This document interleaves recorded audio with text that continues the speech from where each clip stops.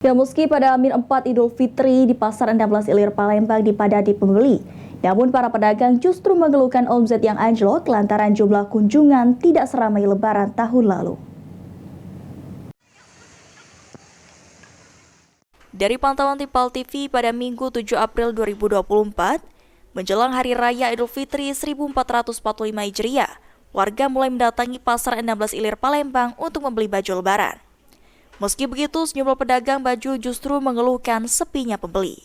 Salah satu pedagang pakaian, Ahmed, mengatakan, meski pasar saat ini ramai dikunjungi, namun jelang Lebaran tahun ini kondisi pasar cenderung lebih sepi dibandingkan tahun kemarin.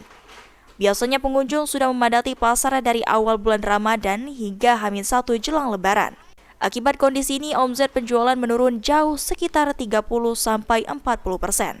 Biasanya puncak dari ramai pengunjung di H-3 jelang Lebaran. Sekarang agak lebih sepi ya dari tahun kemarin.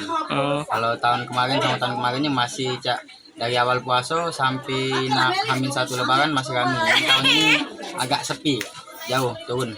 Untuk penjualan itu macam mana, Kak? Untuk penjualannya juga kalau omsetnya dari tahun kemarin sama tahun ini jauh beda. Beda itu turun berapa persen, Kak, kalau boleh tahu? Kalau turunnya mungkin sekitaran 30-40% turunnya. Jadi biasanya kalau sudah mendekati Lebaran ini biasa tahun kemarin ramai ya? Biasa H-3 Lebaran tuh lah benar-benar sampai tak teladan lagi, Kak, kalau ramai, Kak. Ini tahun ini jauhan dari tahun kemarin sama Senada Hesti mengeluhkan sepinya pasar di tahun ini sehingga omset penjualan mengalami penurunan. Tahun lalu ketika menjelang Lebaran mampu meraup keuntungan hingga 3 juta rupiah, namun di tahun ini justru lebih menurun. Baik, Bu, untuk kondisi pasar kan menjelang Lebaran ini seperti apa, Bu, kalau boleh tahu? Tahun ini agak sepi. Dari tahun kemarin.